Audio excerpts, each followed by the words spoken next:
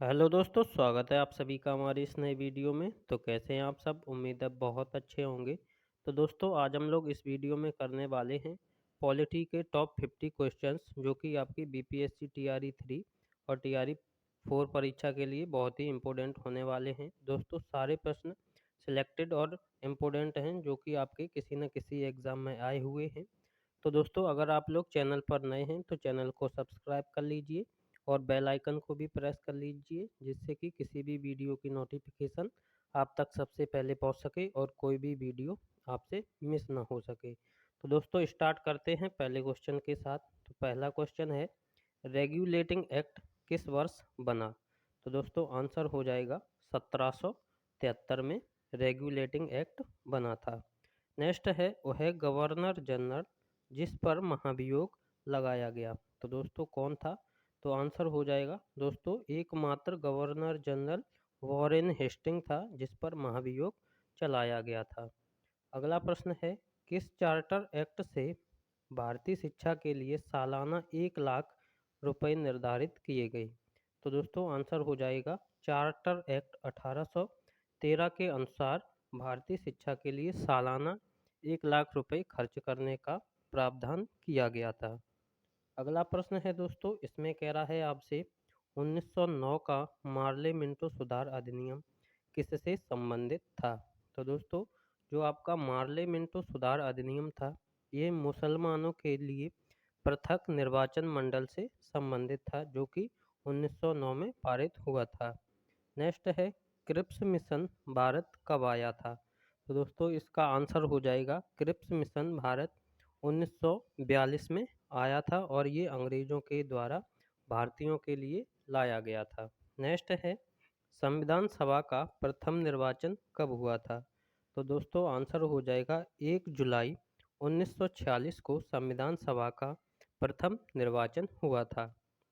तो दोस्तों उम्मीद है आपको वीडियो पसंद आ रहा होगा। तो दोस्तों अगर आपको वीडियो पसंद आ रहा है तो आप लोग वीडियो को लाइक और शेयर भी कर दीजिए। अगला प्रश्न है दोस्तों, इसमें कह रहा है भारत की प्रथम अंतरिम सरकार का गठन कब हुआ था? तो दोस्तों आंसर हो जाएगा 2 सितंबर 1946 को भारत की प्रथम अंतरिम सरकार का गठन हुआ था जिसमें अंतरिम सरकार में प्रधानमंत्री पंडित जवाहरलाल नेहरू को बनाया गया था। दोस्तों आपको ये पॉइंट भी ध्यान रखना है। नेक्स्ट है, प्रथम अंतरिम सरकार में खाद्य एवं कृषि मंत्री किसे बनाया गया था? तो दोस्तों आंसर हो जाएगा डॉक्टर राजेंद्र प्रसाद। दोस्तों अंतरिम सरकार का जो प्रथम गठन हुआ था इसमें खाद्य एवं कृषि मंत्री डॉक्टर राजेंद्र प्रसाद को बनाया गया था। दोस्तों यहीं आपसे एक प्रश्न और पूछा जाता है कि अंतरिम सरकार में शिक्षा मंत्री किसे बनाया गया था? तो आंसर हो जाएगा दोस्तों सी राज गोपालाचारी। तो दोस्तों आपको ये भी पॉइंट ध्यान रखना है। अगला है 9 दिसंबर 1946 में हुई संविधान सभा की प्रथम बैठक में अस्थायी सदस्य किसे बनाया गया था? तो दोस्तों संविधान सभा के लिए प्रथम बैठक 9 दिसंबर 1946 को हुई थी और इसमें अस्थायी सदस्य जो कि सबसे बुजुर्ग थे डॉक्टर सच्चिदानंद सिन्हा को बनाया गया था।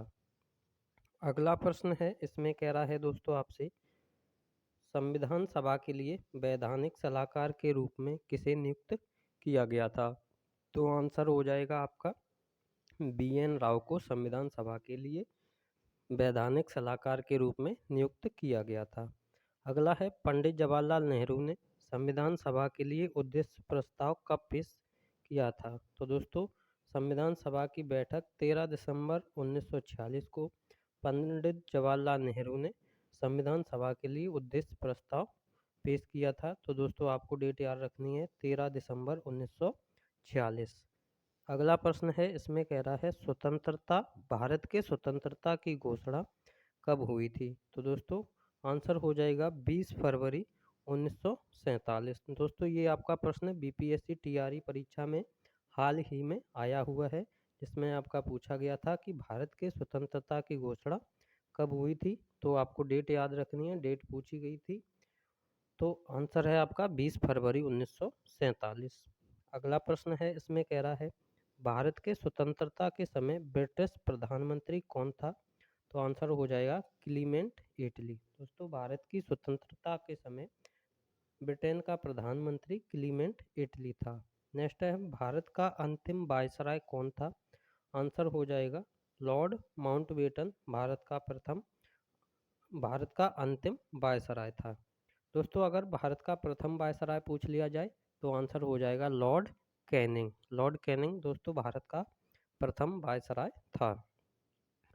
अगला अगला प्रश्न है दोस्तों, डिकीवर्थ योजना किससे संबंधित थी? तो आंसर हो जाएगा संविधान सभा के विभाजन से डिकीवर्थ योजना संबंधित थी। दोस्तों आपसे एक प्रश्न और पूछा जाता है कि माउंटबेटन योजना किससे संबंधित थी?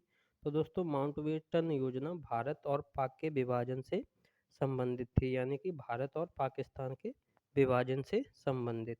अगला प्रश्न है, इसमें कह रहा है संविधान सभा की प्रारूप समिति का अध्यक्ष किसे बनाया गया था?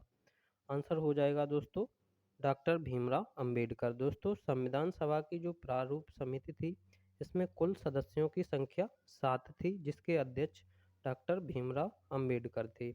अगला है संविधान के निर्माण में कुल कितना समय लगा? तो दोस्तों आंसर हो जाएगा 2 वर्ष 11 महीना 18 दिन संविधान के निर्माण में कुल समय लगा। और दोस्तों 70 देशों का संविधान पढ़कर भारत का संविधान बनाया गया था।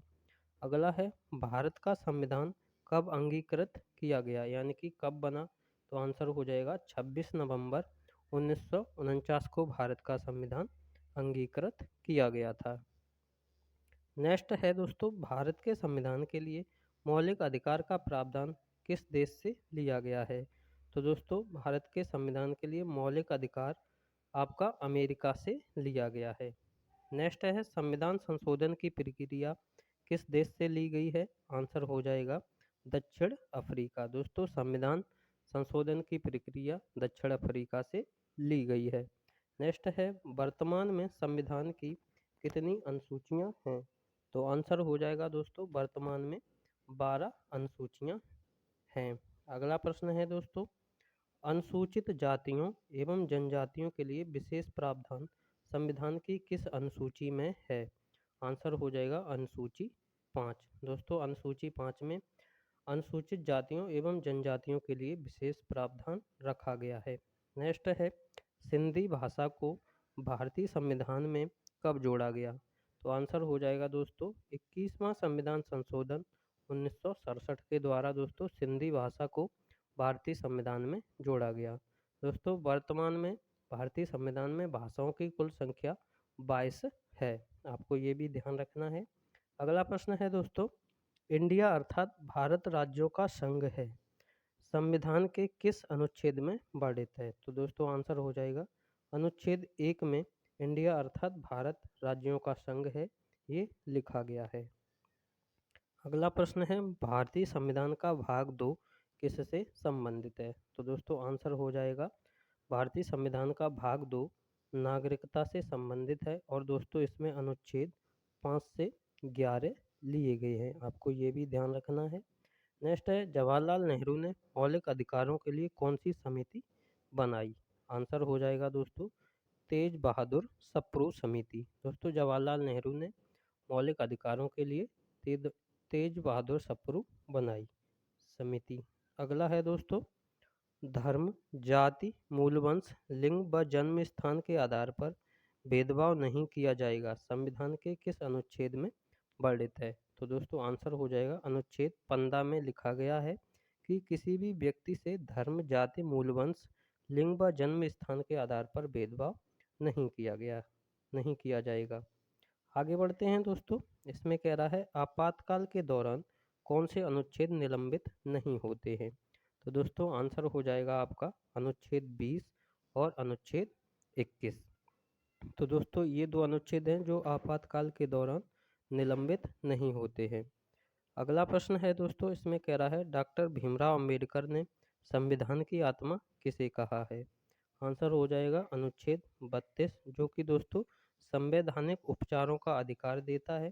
डॉक्टर भीमराव अंबेडकर ने इसे संविधान की आत्मा कहा है। अगला प्रश्न है प्रत्येक राज्य के लिए पंचायती राज का प्रावधान संविधान के किस अनुच्छेद में दिया गया है? तो दोस्तों आंसर हो जाएगा आपका अनुच्छेद 40, जिसमें पंचायती राज का प्रावधान है। अगला है दोस्तों यहाँ पर आपका पंचायती राज नहीं होगा, यहाँ पर आपका होगा ग्राम पंचायत का संगठन, ग्राम पंचायत। दोस्तों यहाँ पर आपका होगा प्रत्येक राज्य के लिए ग्राम पंचायत। तो दोस्तों अनुच्छेद 40 जो कि आपका अनुच्छेद 40 है, ये आपका ग्राम पंचायत से संबंधित है। अगला है दोस्तों 6 से 14 वर्ष तक के बच्चों को निःशुल्क एवं अनिवार्य शिक्षा देना राज्यों का कर्तव्य है, संविधान के किस अनुच्छेद से संबंधित है? तो दोस्तों आंसर हो जाएगा अनुच्छेद 45। इसमें 6 से 14 वर्षों तक बच्चों के लिए निःशुल्क और अनिवार्य शिक्षा देना एक राज्य का कर्तव्य है। नेक्स्ट है मौलिक कर्तव्य संविधान के किस भाग में वर्णित हैं? तो दोस्तों मौलिक कर्तव्य संविधान के भाग 4A में वर्णित है। नेक्स्ट है 11वां मौलिक कर्तव्य कब जोड़ा गया? तो आंसर हो जाएगा दोस्तों 86वां संविधान संशोधन 2002 के तहत 11वां मौलिक कर्तव्य जोड़ा गया, जिसमें प्रत्येक माता पिता का ये कर्तव्य है कि वह अपने बच्चों को शिक्षा ग्रहण करवाए। नेक्स्ट है दोस्तों संघ की कार्यपालिका का प्रमुख कौन होता है? तो आंसर हो जाएगा दोस्तों राष्ट्रपति। राष्ट्रपति संघ की कार्यपालिका का प्रमुख होता है। नेक्स्ट है राष्ट्रपति का चुनाव किस विधि से होता है? आंसर हो जाएगा एकल संक्रमणीय अप्रत्यक्ष मतदान प्रणाली के द्वारा राष्ट्रपति का चुनाव होता है। दोस्तों राष्ट्रपति एक बार चुनने के बाद 5 साल तक कार्यरत रहता है। नेक्स्ट है राष्ट्रपति पर महाभियोग का प्रावधान संविधान के किस अनुच्छेद में दिया गया है? तो दोस्तों राष्ट्रपति पर जो महाभियोग लगाया जाता है ये अनुच्छेद 61 के तहत लगाया जाता है। अगला प्रश्न है महान्यायवादी की नियुक्ति कौन करता है? आंसर हो जाएगा राष्ट्रपति करता है। अगला है भारत की संसद के अभिन्न अंग कौन कौन से हैं? तो दोस्तों भारत की जो संसद होती है वह किससे मिलकर बनी होती है? आंसर हो जाएगा राष्ट्रपति, लोकसभा और राज्यसभा, इन तीनों को मिलाकर संसद का निर्माण होता है। अगला है राष्ट्रपति द्वारा संयुक्त अधिवेशन बुलाए जाने का प्रावधान किस अनुच्छेद में है? तो दोस्तों जो संयुक्त अधिवेशन का प्रावधान है ये आपका अनुच्छेद 108 में दिया गया है। नेक्स्ट है दोस्तों इसमें कह रहा है संयुक्त अधिवेशन की अध्यक्षता कौन करता है?